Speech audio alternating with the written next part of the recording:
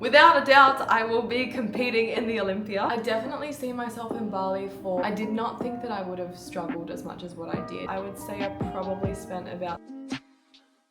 Hello YouTube family! I am so grateful that you're here with me today. We're gonna sit down and get to know each other a little bit better. So whether you are listening while cleaning, maybe you're cooking something, maybe you're listening while you're driving, whatever it is, I'm excited to get to know each other a little bit more. I had asked you guys on the Instagram to send me through some questions and you did not hold back, especially on the anonymous link. So let's get stuck straight into the questions. I have also put little timestamps and answered these in categories, so if you want to skip to a category that you're interested in, feel free to do that. Let's go. The first little category we'll talk about is Bali life, moving abroad. The first question that I got was, why did you move to Bali? How to move overseas away from family. I feel guilty for leaving my family behind. They aren't getting any younger. I think I'll answer this question in two parts. I think that for me, I've always felt a pull towards Bali. Very, very lucky to have been brought up in Australia, and I love Melbourne for so many things, like the cafe culture, the fashion, like the diversity.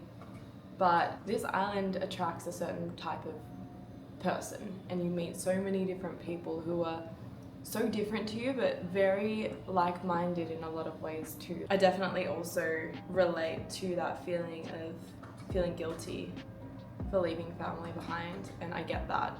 Have the conversations and be like, look, this is what I feel pulled towards, and you don't need to ask permission to live your life in the way that you want to live your life. Just take the leap of faith and know in yourself as well that your life is to be lived for you. You only regret the things that you don't do. You don't regret the things that you do. And I think that is a really important way to live, is to like lean into the things that you feel pulled towards. The worst case scenario is you're like, oh, actually this isn't what I expected, or oh, you know what, like I miss my family too much. Or if emotions like guilt or shame or the obligation are the things that are stopping you from doing what you feel pulled towards, and recognize that those things are there, but that actually might be a sign that you need to work through those certain things by doing the hard thing, which is moving away. Do you see yourself in Bali forever? Where else would you live?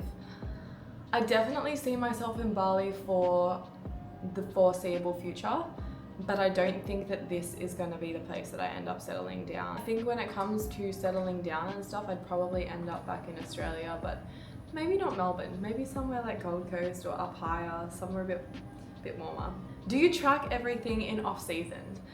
Yes, I do. I track flexibly. I will prioritize hitting my calories and my protein. Tracking in general is never going to be 110% accurate. So when it comes to off season, aim to get like as close as I can with carbs and fats, but at the end of the day, if it's not perfect, I'm not in a prep. What supplements do you actually use? Okay, I use protein powders at the moment, like that's really it. During my prep and during my build, prior to going into a prep, I was taking creatine, and there's no reason why I can't be taking creatine and shouldn't be taking creatine now. I guess I've gotten like a bit lazy with it. Best tips for recovery: carve out time every day to do something for your mind and do something for your body. Go for a walk in silence, go for a walk without your phone, go for a walk like without headphones, and just take in the world and give yourself a mental break, because we're constantly like seeing things, we're constantly doing things. I think that a big part of recovery is that interconnectedness between the mind and the body. It's not just one or the other. I feel like anyone who's watched the vlogs will know that I am a fiend for ice bath and saunas. It is also very, very good for your body, especially saunas. Ice baths, there's a lot of different research out there to say like if you've trained not to go into an ice bath, but saunas are fine. Again, in off season, when you're not in a prep and you're not having to kind of like track everything meticulously, I'd say really good for recovery. Also, yoga is incredible for recovery because that integrates both the mind and the body. Any kind of stretching, plan your recovery, like plan your rest days and plan what you're going to do with them. How to deal with hunger in a deficit. I have two answers for this. One is a practical way, one is more of like a mindset way. I'll go into the practical first. Volumize your foods. Choose food choices that are high in volume, low in calorie. Recently, I've been getting around kimchi, I've been getting around spinach, I've been getting around sauerkraut. Cucumber was a huge metering prep. I was having like 100 grams of cucumber at the very, very end when my calories were super low. Be smart about the foods that you're choosing. If you're choosing really calorie dense foods and then you're hungry, then make better food choices to help you in each phase. And it goes the same with building. Like some people really struggle in a build phase, and I know I was one of those people where I was like, peak build, I was really, really struggling. But now with the knowledge that I have, I would be leaning into things like dates, honey, peanut butter, bagels, like things that are compact, easy to get down, palatable, still good for your body and like easy to digest. The second way that I would answer this question is, when you say hunger, how to deal with hunger in a deficit, I want you to really notice what hunger actually feels like in your body. I think so many people think that they're hungry when really it's appetite, not in here.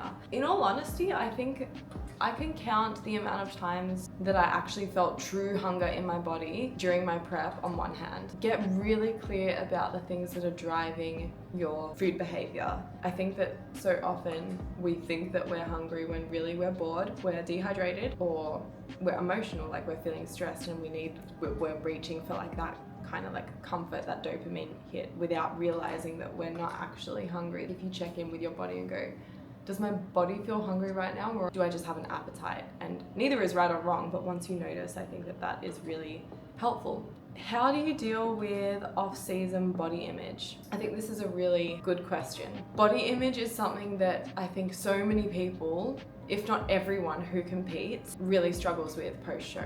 At the end of the day, the package that you brought to stage is not sustainable and it's not maintainable for like walking around everyday life. I did not think that I would have struggled as much as what I did with body image and feeling uncomfortable, but I literally I was like, I feel so uncomfortable in my body. Nothing, like I felt like nothing looked good on me. I felt like I didn't feel comfortable in any of my clothes that normally made me feel confident. And I think that the way to navigate that is to just remind yourself that the body that you're comparing yourself to is not sustainable. Like if you're comparing yourself to yourself peak build when you've got like a little bit more meat on the bones, then you'd be like, oh, I'm lean. But because you're comparing yourself to like your leanest you've ever been, of course you're gonna feel uncomfortable. But I think that part of that is accepting that you are more than just your body. Reframe post-show weight gain as like recovery rather than like you going backwards or you looking a different way. Like focus less on how you look and focus on how you're feeling instead. Like, are you feeling stronger? Are you feeling less fatigued? Are you feeling less moody? Are you feeling less tired? Like lean into the things that are outside of your body. This is a similar one, how to deal with weight gain post-show. Again, I think it's just something that you have to accept is a part of the process. And I think that people think that, you know, like comp prep is finished after the show date. I would really encourage, and this is something that I'm going to be doing when it comes to after like my pro debut, I'm not going to think of, okay, my comp season or my comp prep is finished once the show date is done. Like that is half of the work because post-show is still a big part of the journey. This is you getting back to a healthy body composition. In doing that, your hormones are going to fluctuate, which impacts your mood. Your mood is also going to impact your perception of yourself. It's going to impact like your hunger cues. All of this is out of whack. It's just going to take some time to reestablish a baseline. That the main piece of advice I'd give is like to be so gentle with yourself and so kind to yourself. Did you binge post-show? To be honest, I was like so clueless about everything post-show. I remember hearing so many people talking about their post-show meal and like going out with their families and like eating a bunch of stuff, and I don't think that there's necessarily a right or wrong way to do it. I think it's the energy behind your actions. If you're to go out, eat a bunch of stuff and then feel guilty for it and be like, oh, I shouldn't have done that and now I'm behind, I feel so sick, and like you do it over excessively and then you regret it, then I'd say that that is more indicative of binge eating behavior rather than if you were to go out, have a meal with your family, have a meal with your friends, and not eat excessively until you're stuffed, but eat until you're satisfied, until your body's like, okay, like I think I'm done. And I know that that can be hard because when you're in a comp prep, you do lose the satiety cues and the hunger cues. I didn't binge eat, but I did have one day that I didn't track anything, and I was actually very confused. I was like, what does my body feel like? I actually don't even know what I want. I ended up having like beef, rice, veggies, and chicken. I had a Baker's Delight sweet treat, I remember. But other than that, I'm very grateful to say that I didn't have any binge eating behavior, which is very good because I know it is very challenging post-show, and I hope that in my next post-show experience, I will be the same. What's your biggest mindset shift since turning pro? If anything, like I feel imposter syndrome still. I feel proud of it, but I also feel, yeah, like an imposter. I'm like, really? Me?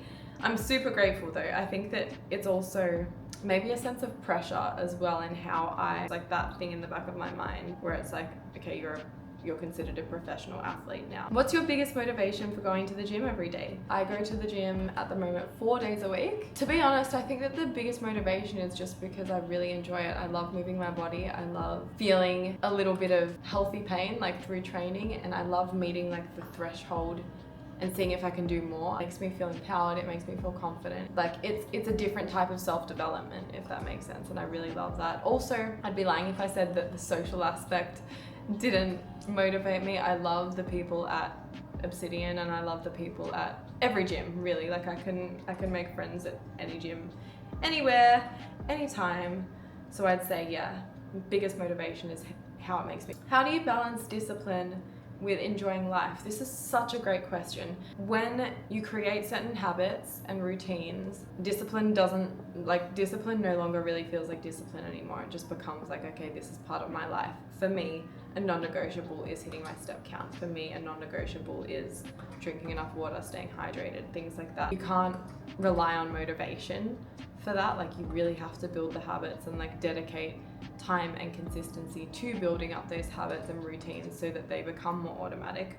Building up the routines that support discipline and freedom is what's going to set you up to enjoy life more, if that makes sense. Like discipline and freedom are both interconnected. Did you expect to win your pro card? No, I didn't even really expect to be doing IFBB. Like most of my comp prep, I was actually going to be doing ICN. And then we're like, oh, maybe we should do AMB and NBA too.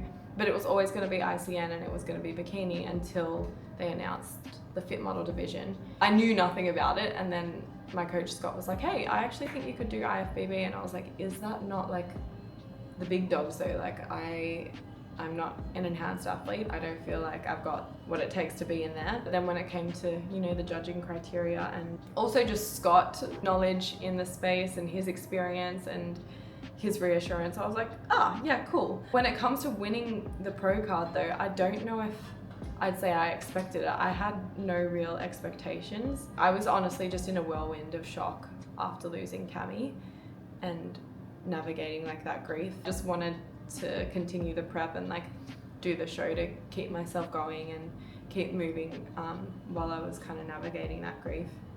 Did you bulk before your show? Yes, I did for 10 months, and it was so difficult. I honestly feel like the build phase was probably harder than the prep, if I'm honest. There's a different type of discipline that comes with eating when you don't feel hungry. Peak build, I would have oats, and I would just like have to stand up, deep breathe, and be like, okay, let's eat these oats. I'd have to stop halfway, deep breathe, stand up, walk around, do some stretches, and then finish the rest of my oats. Like I got to a point, peak build, that I was like, this is hard. And I think that actually was such a blessing, because when it came to the prep, 4 or 5 weeks into my prep, I was feeling great. I was like, I just feel relieved that I'm not having to shovel in all of this food anymore. Biggest tips in a build phase. I'd say choose calorie dense foods, like I'd said, like dates, honey, peanut butter, almond butter, like bagels, things that are, like I said, easy to get down and support the phase that you're in. What's your advice for someone going into their first time competing? I would say make sure that you have nailed the routines and the habits that are required for your prep in the off season. Make sure that you execute a good off season and treat your off season as if you're doing a prep. Throughout my off season, I had one off plan meal a week and the rest I was on plan the whole time. Granted, my off plan meals were actually eating less than what was prescribed to me during my build because I was eating like so much at the end of my build phase. That is my biggest piece of advice, that, and also build on the relationships that you know are going to support you. Put in boundaries early with the relationships and the people that might struggle to understand what you're doing and like why you're doing it. Set up your environment and set up your habits prior to competing and prior to entering your first ever prep. But that's very exciting. Congratulations on taking the plunge. It's a great opportunity for you to learn so much about yourself too, so exciting times. How did you get into competing and how did you stay motivated? I'm at the beginning of my journey and would love to compete, but it's hard to stay motivated when I'm not seeing the results I'm looking for. Okay, to be honest, I kind of fell into competing. I started training when I was like 16, 17. I remember having to get like a permission slip to go into Hillsville Gym. I was weight training from a young age. Bought like a Rachel Dillon 8-week kind of challenge program thing and just like kept on training using that on my own. Then I went traveling for a bit and ended up with Scott, who at the time I genuinely, like I had no idea. All I knew was like I was scrolling through Instagram once and I was like, oh, I think I want to like take my gym to the next level. Like I want to invest in a coach. And so I just started scrolling through Instagram looking at like women whose physiques I liked. And so many of them were coached by Scott. And I was like, okay, I'm gonna inquire with him. Yeah, 1.5 years to 2 years before he started like dropping hints of competing, and I was like, I don't know what that means. Like, what is bodybuilding? Eventually, I obviously was like, you know what, I'll take the plunge. The reason that I decided to take that to the next level was because I felt I just wanted a challenge. It was more about the process. Like for me, I did kind of fall into it, but I have had incredible guidance as well to help me get there. When it comes to motivation, you cannot rely on that. You can't rely solely on motivation to get you out of bed in the morning, to get you to your cardio, to get you to do the things that are required to do a competition prep. I would lean heavily into understanding why you want to do it, because if it's a strong why, you need to lean into that. In the times where motivation is lacking, remind yourself that what's required of you to kind of get to that point where you fulfill the why, that's what's going to happen. But again, building those habits, building those routines, like building things that support you in your goals. When motivation is lacking, when you start to feel tired, when you start to feel hungry, when you start to feel moody, these are things that are already like mapped out in your day. The harsh reality is it's going to take consistency. Sometimes you don't see results immediately. Often you don't see results immediately. Anything that is difficult to achieve is going to take consistency. So I would say, yeah, build the habits, lean into your why, and just dig your heels in and be consistent. How expensive is competing? All together with like coaching, bikinis, tanning, hair, makeup, posing lessons, the registration, everything all up, I would say I probably spent about $25,000 on competing. But it's so much fun, all right? Like it's really good fun and you learn so much about yourself. So what is the fit model criteria and how do you think you'll go on your pro debut?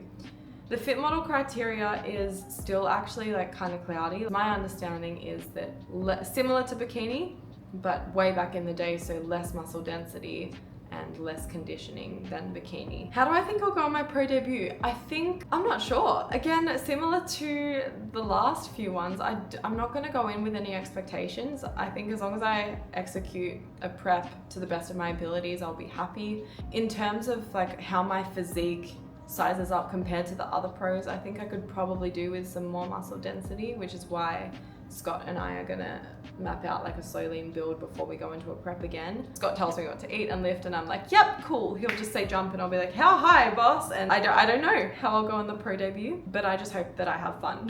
What was the hardest part of prep? Losing my sister. That is not like so much tied.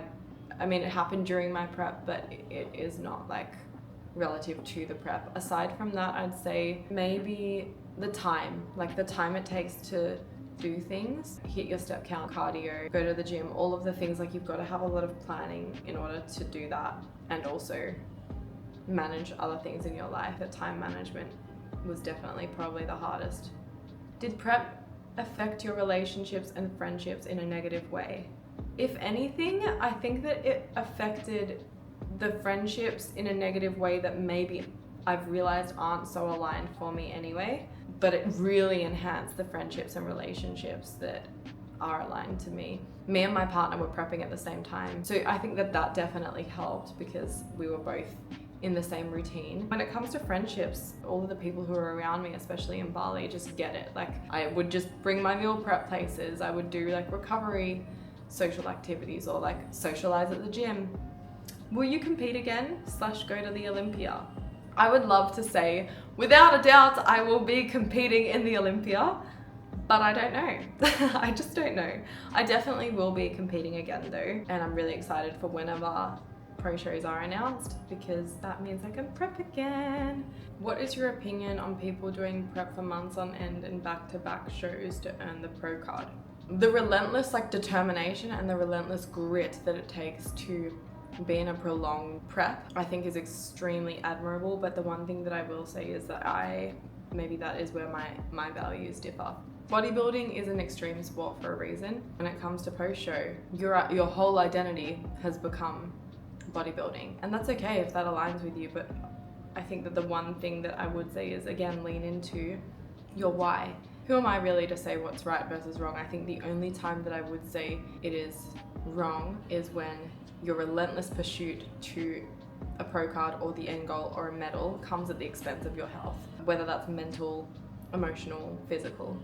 Because at the end of the day, I've got a pro card. It has not changed my life really in any way other than like having the title. I'm still grieving the loss of my sister. I'm still living here in Bali. I'm very grateful for the life I live. I still have the same people around me. Yes, there might be some more opportunities that I have in the future if I use them. It doesn't just give you handouts. So I think that if and when you get to that end goal, what is the result going to be? And what's your identity outside of prepping and bodybuilding? Who are you outside of being an athlete? I'd say outside of being an athlete, we as humans love to label and categorize things, but I think that labels are very limiting, and words are very limiting, especially when it comes to human beings and identity. Beyond labels, my values, the things that I love, are deep connection, creating impact, making people smile, smiling, laughing, dancing, playfulness. I love nature. I love books. I love poetry. I love reading. I love anything that's creative. I really love music, love moving my body, and yeah, love creating change. I'd say that my values are to try and be as open and loving, understanding, and curious as possible, and to be more mindful and intentional. I'm constantly practicing more presence and trying to lean into presence, and I know that that's something that I bang on about, but it is really something that when you're fully present, that's where the magic of life can really be felt. So that's such a roundabout way to answer. I hope that helps. I really loved answering your questions. You guys have asked some really, really good ones.